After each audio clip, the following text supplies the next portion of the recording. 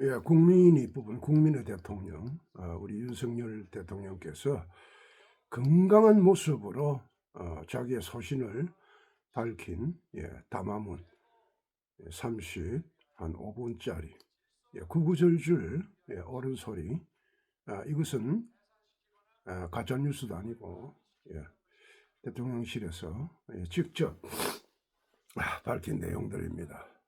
대통령이 쇼크를 받아가 다 죽어가니 어쩌니, 여러분 참 가짜 뉴스 판을 치는데 진짜 뉴스, 여러분들 직접 한번 보시기 바라겠습니다. 오케이. 존경하는 국민 여러분, 저는 오늘 비상계엄에 관한 입장을 밝히기 위해 이 자리에 섰습니다.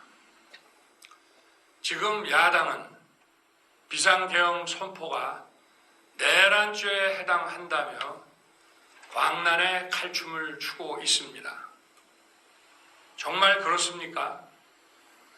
과연 지금 대한민국에서 국정마비와 국헌문란을 벌이고 있는 세력이 누구입니까? 지난 2년 반 동안 거대 야당은 국민이 뽑은 대통령을 인정하지 않고 끌어내리기 위해 퇴진과 탄핵 선동을 멈추지 않았습니다. 대선 결과를 승복하지 않은 것입니다. 대선 이후부터 현재까지 무려 178회에 달하는 대통령 퇴진 탄핵 집회가 임기 초부터 열렸습니다. 대통령의 국정 운영을 마비시키기 위해 우리 정부 출범 이후부터 지금까지 수십 명의 정부 공직자 탄핵을 추진했습니다. 탄핵된 공직자들은 아무 잘못이 없어도 소추부터 판결 선고시까지 장기간 직무가 정지됩니다. 탄핵이 발의되고 소추가 이루어지기 전 많은 공직자들이 자진 사퇴하기도 하였습니다. 탄핵 남발로 국정을 마비시켜 온 것입니다. 장관, 방통위원장 등을 비롯하여 자신들의 비위를 조사한 감사원장과 검사들을 탄핵하고 판사들을 겁박하는 지경에 이르렀습니다.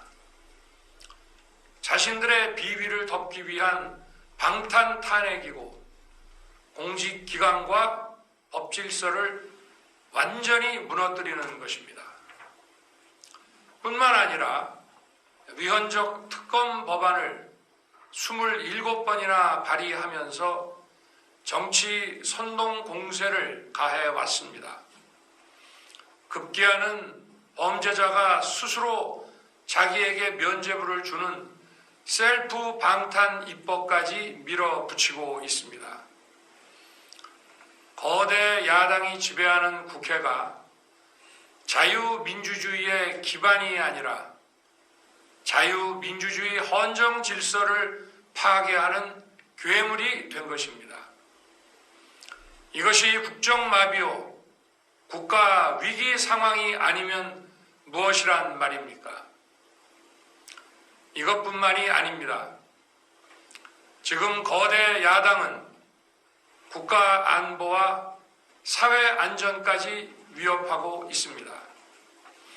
예를 들어 지난 6월 중국인 3명이 드론을 띄워 부산에 정박 중이던 미국 항공모함을 촬영하다 적발된 사건이 있었습니다. 이들의 스마트폰과 노트북에서는 최소 2년 이상 한국의 군사시설들을 촬영한 사진들이 발견됐습니다. 지난달 40일에는 40대 중국인이 드론으로 국정원을 촬영하다 붙잡혔습니다. 이 사람은 중국에서 입국하자마자 곧장 국정원으로 가서 이 같은 일을 벌인 것으로 확인됐습니다. 하지만 현행 법률로는 외국인의 간첩 행위를 간첩죄로 처벌할 길이 없습니다. 이러한 상황을 막기 위해 형법의 간첩죄 조항을 수정하려 하였지만 거대 야당이 완강히 가로막고 있습니다.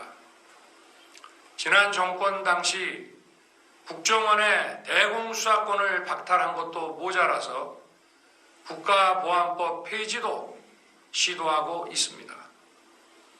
국가 안보를 위협하는 간첩을 잡지 말라는 것 아닙니까? 북한의 불법적인 핵무장과 미사일 위협 도발에도 GPS 교란과 오물 풍선에도 민주노총 간첩 사건에도 거대 야당은 이에 동조할 뿐 아니라 오히려 북한 편을 들면서 이에 대응하기 위해 고군분투하는 정부를 흠집내기만 했습니다. 북한의 불법 핵 개발에 따른 유엔 대북 제재도 먼저 풀어야 한다고 주장합니다. 도대체 어느 나라 정당이고 어느 나라 국회인지 알 수가 없습니다. 검찰과 경찰의 내년도 특경비, 특활비 예산은 아예 0원으로 깎았습니다. 금융사기 사건, 사회적 약자 대상 범죄, 마약 수사 등 민생침해 사건 수사, 그리고 대공수사에 쓰이는 기묘한 예산입니다.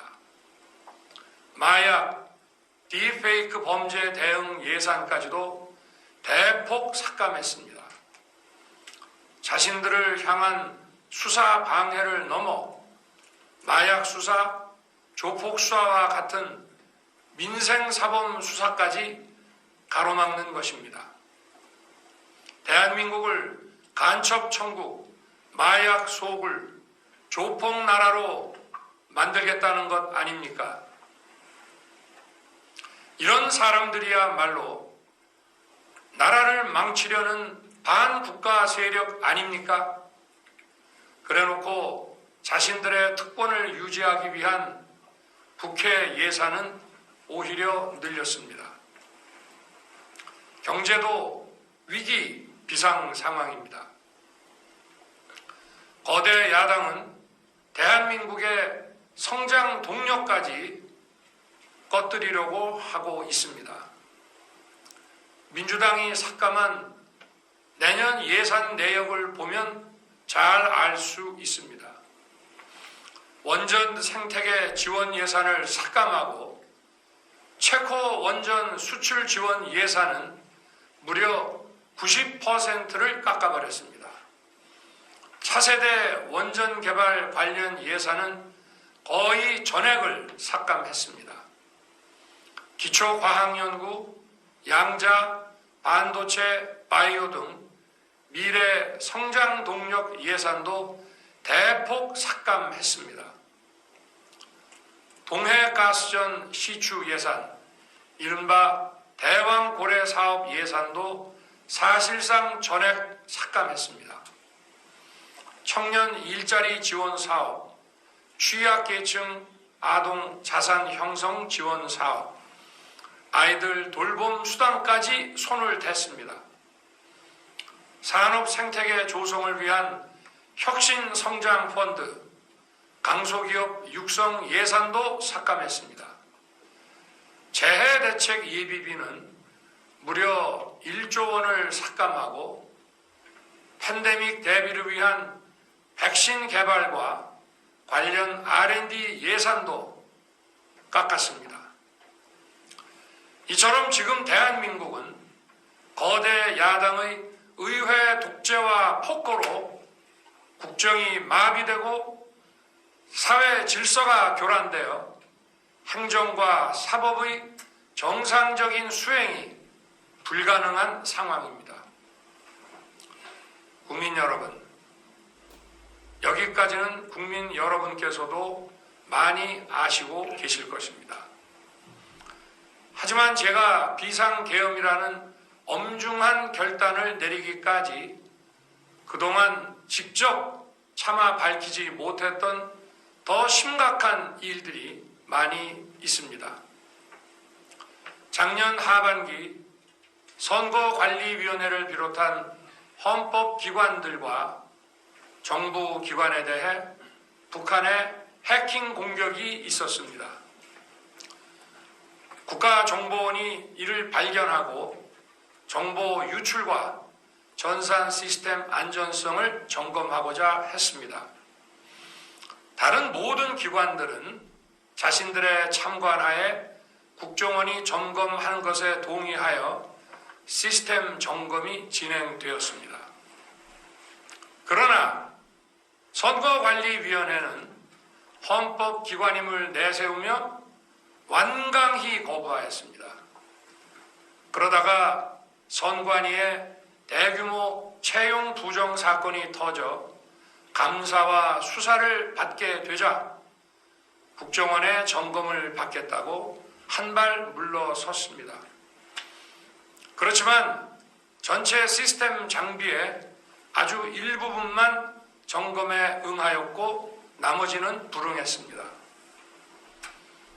시스템 장비 일부분만 점검했지만 상황은 심각했습니다. 국정원 직원이 해커로서 해킹을 시도하자 얼마든지 데이터 조작이 가능하였고 방화벽도 사실상 없는 것이나 마찬가지였습니다.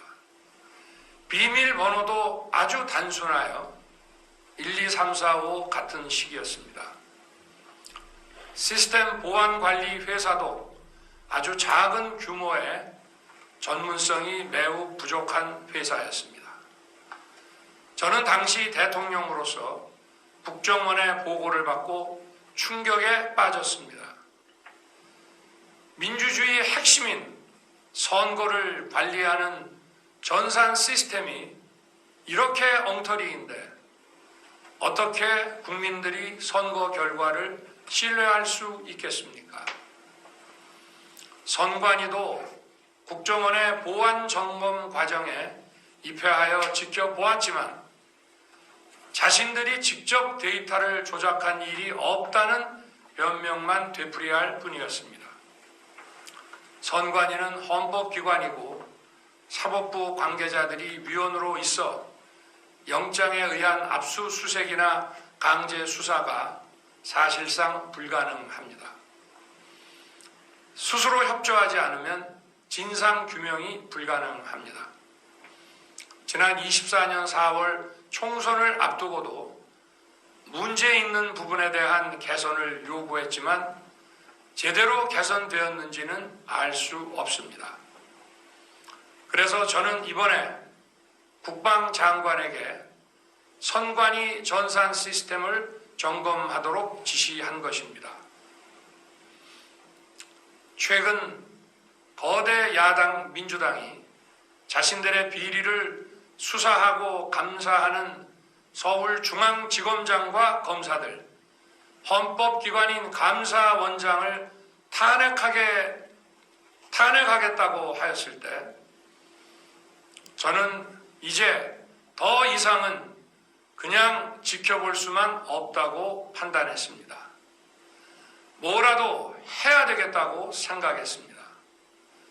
이들은 이제 곧 사법부에도 탄핵의 칼을 들이댈 것이 분명했습니다. 저는 비상계엄령 발동을 생각하게 되었습니다. 거대 야당이 헌법상 권한을 남용하여 위헌적 조치들을 계속 반복했지만 저는 헌법의 틀 내에서 대통령의 권한을 행사하기로 했습니다.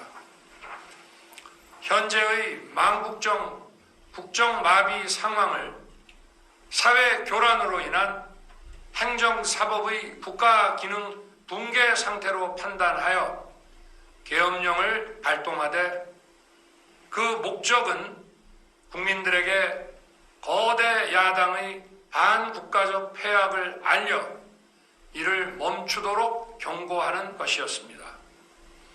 그럼으로써 자유민주주의 헌정 질서의 붕괴를 막고 국가 기능을 정상화하고자 하였습니다. 사실 12월 4일 계엄 해제 이후 민주당에서 감사원장과 서울중앙지검장 등에 대한 탄핵안을 보류하겠다고 발표하여 짧은 시간의 계엄을 통한 메시지가 일정 부분 효과가 있었다고 생각했습니다. 그러나 이틀 후 보류하겠다던 탄핵 소추를 그냥 해버렸습니다. 비상계엄의 명분을 없애겠다는 뜻이었습니다. 애당초 저는 국방장관에게 과거의 계엄과는 달리 계엄의 형식을 빌려 작금의 위기 상황을 국민들께 알리고 호소하는 비상조치를 하겠다고 했습니다. 그래서 질서 유지에 필요한 소수의 병력만 투입하고 실무장은 하지 말고 국회의 계엄 해제 의결이 있으면 바로 병력을 철수시킬 것이라고 했습니다. 실제로 국회의 계엄 해제 의결이 있자 국방부 청사에 있던 국방장관을 제 사무실로 오게 하여 즉각적인 병력 철수를 지시하였습니다. 제가 대통령으로서 발령한 이번 비상조치는 대한민국의 헌정 질서와 국헌을 망가뜨리려는 것이 아니라 국민들에게 망국의 위기 상황을 알려드려 헌정 질서와 국헌을 지키고 회복하기 위한 것입니다. 소규모이지만 병력을 국회에 투입한 이유도 거대 야당의 망국적 행태를 상징적으로 알리고 계엄 선포 방송을 본 국회 관계자와 시민들이 대거 몰릴 것을 대비하여 질서 유지를 하기 위한 것이지 국회를 해산시키거나 기능을 마비시키려는 것이 아님은 자명합니다. 300명 미만의 실무장하지 않은 병력으로 그 넓디 넓은 국회 공간을 상당 기간 장악할 수 없는 것입니다. 과거와 같은 계엄을 하려면 수만 명의 병력이 필요하고 광범위한 사전 논의와 준비가 필요하지만 저는 국방장관에게 계엄령 발령 담화 방송으로 국민들께 알린 이후에 병력을 이동시키라고 지시했습니다. 그래서 10시 30분 담화 방송을 하고 병력 투입도 11시 30분에서 12시 조금 넘어서 이루어졌으며 1시 조금 넘어 국회의 계엄 해제 결의가 있자 즉각 군 철수를 지시하였습니다. 결국 병력이 투입된 시간은 한두 시간 정도에 불과합니다. 만일 국회 기능을 마비시키려 했다면 평일이 아닌 주말을 기해서 계엄을 발동했을 것입니다. 국회 건물에 대한 단전 단수 조치부터 취했을 것이고 방송 송출도 제한했을 것입니다. 그러나 그 어느 것도 하지 않았습니다. 국회에서 정상적으로 심의가 이루어졌고 방송을 통해 온 국민이 국회 상황을 지켜보았습니다. 자유민주 헌정 질서를 회복하고 수호하기 위해 국민들께 망국적 상황을 호소하는 불가피한 비상조치를 했지만 사상자가 발생하지 않도록 안전사고 방지에 만전을 기하도록 하였고 사병이 아닌 부사관 이상 정예 병력만 이동시키도록 한 것입니다. 저는 이번 비상계엄을 준비하면서 오로지 국방장관하고만 논의하였고 대통령실과 내각 일부 인사에게 선포 직전 국무회의에서 알렸습니다. 각자의 담당 업무 관점에서 우려되는 반대 의견 개진도 많았습니다. 저는 국정 전반을 보는 대통령의 입장에서 현 상황에서 이런 조치가 불가피하다고 설명했습니다. 군 관계자들은 모두 대통령의 비상계엄 발표 이후 병력 이동 지시를 따른 것이니만큼 이들에게는 전혀 잘못이 없습니다. 그리고 분명히 말씀드리지만 저는 국회 관계자의 국회 출입을 막지 않도록 하였고, 그래서 국회의원과 엄청나게 많은 인파가 국회 마당과 본관, 본회의장으로 들어갔고 계엄해제 안건 심의도 진행된 것입니다. 그런데도 어떻게든 내란죄를 만들어 대통령을 끌어내리기 위해 수많은 허위 선동을 만들어내고 있습니다. 도대체 2시간짜리 내란이라는 것이 있습니까? 질서 유지를 위해 소수의 병력을 잠시 투입한 것이 폭동이란 말입니까? 거대 야당이 거짓 선동으로 탄핵을 서두르는 이유가 무엇이겠습니까? 단 하나입니다. 거대 야당 대표의 유죄 선고가 임박하자 대통령의 탄핵을 통해 이를 회피하고 조기 대선을 치르려는 것입니다. 국가 시스템을 무너뜨려서라도 자신의 범죄를 덮고 국정을 장악하려는 것입니다. 이야말로 국헌문란 행위 아닙니까? 저를 탄핵하든 수사하든 저는 이에 당당히 맞설 것입니다. 저는 이번 계엄 선포와 관련해서 법적, 정치적 책임 문제를 회피하지 않겠다고 이미 말씀드린 바 있습니다. 저는 대통령 취임 이후 지금까지 단 한순간도 개인적인 인기나 대통령 임기, 자리 보존에 연연해 온 적이 없습니다. 자리 보존 생각만 있었다면 국헌문란 세력과 구태여 맞서 싸울 일도 없었고 이번과 같이 비상계엄을 선포하는 일은 더더욱 없었을 것입니다. 5년 임기 자리 지키기에만 매달려 국가와 국민을 외면할 수 없었습니다. 저를 뽑아주신 국민의 뜻을 저버릴 수 없었습니다.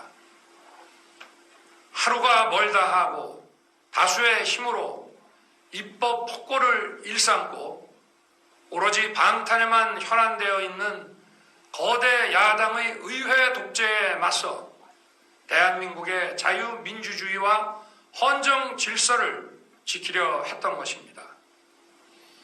그 길밖에 없다고 판단해서 내린 대통령의 헌법적 결단이자 통치 행위가 어떻게 내란이 될 수 있습니까?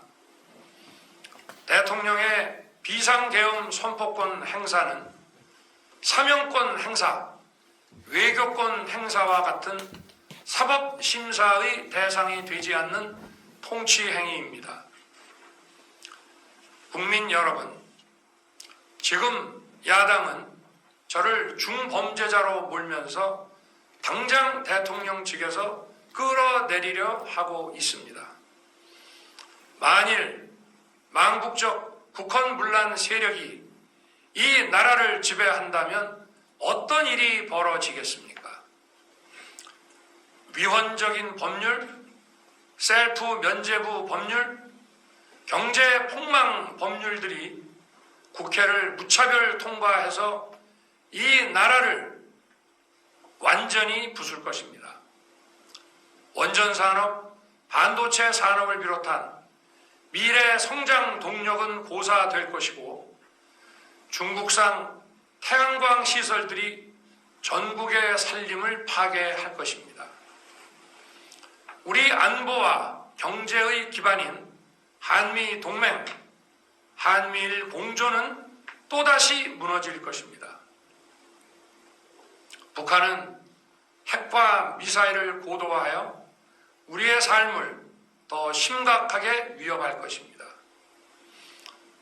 그러면 이 나라 대한민국의 미래가 어떻게 되겠습니까?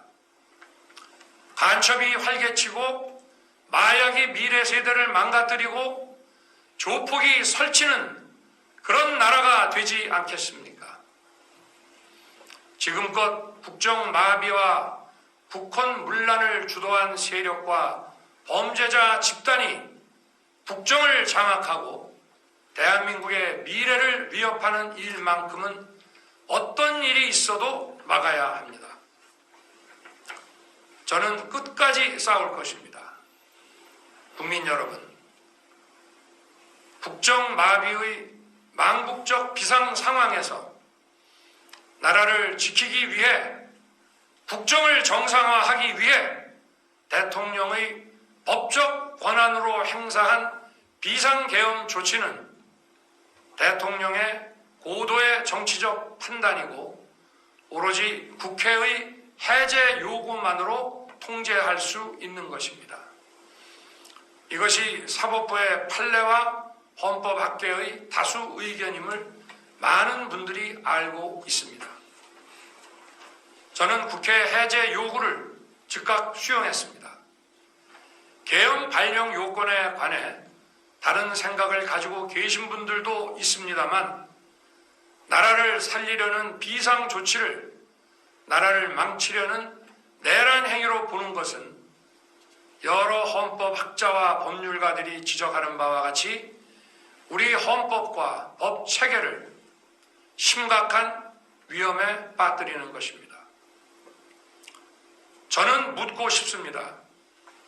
지금 여기저기서 광란에 칼춤을 추는 사람들은 나라가 이 상태에 오기까지 어디서 도대체 무엇을 했습니까? 대한민국의 상황이 위태롭고 위기에 놓여 있다는 생각도 전혀 하지 않았다는 말입니까? 공직자들에게 당부합니다. 엄중한 안보 상황과 글로벌 경제 위기에서 국민의 안전과 민생을 지키는 일에 흔들림 없이 매진해 주시기 바랍니다. 국민 여러분, 지난 2년 반 저는 오로지 국민만 바라보며 자유민주주의를 지키고 재건하기 위해 불의와 부정, 민주주의를 가장한 폭거에 맞서 싸웠습니다.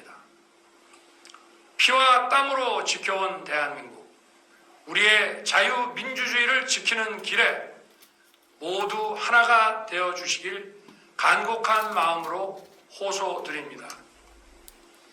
저는 마지막 순간까지 국민 여러분과 함께 싸우겠습니다. 짧은 시간이지만 이번 계엄으로 놀라고 불안하셨을 국민 여러분께 다시 한번 사과드립니다. 국민 여러분에 대한 저의 뜨거운 충정만큼은 믿어주십시오. 감사합니다. 예, 쭉 지켜보셨지요? 예, 대통령은 아주 건강한 목소리로, 건강한 존경하는 정신으로, 국민 여러분, 저는 오늘 예, 건강한 목소리로, 건강한 정신으로, 예, 끝까지 싸우겠답니다. 끝까지. 누구하고? 저 사이비, 대역죄인, 배신자, 국민을 우롱하고 있는 여당, 야당 없습니다, 지금. 국회의원 배지 단 놈들은 다 한통 속이고 다 똑같습니다. 외롭고 힘든 싸움을 하고 있는 우리 대통령, 우리 국민이 뽑은 우리의 대통령, 여러분, 우리도 함께 끝까지 싸워서 정의가 무엇인지, 공정이 무엇인지, 상식이 무엇인지, 국가관이 무엇인지 우리가 함께 힘을 보태야 된다고 저는 생각합니다.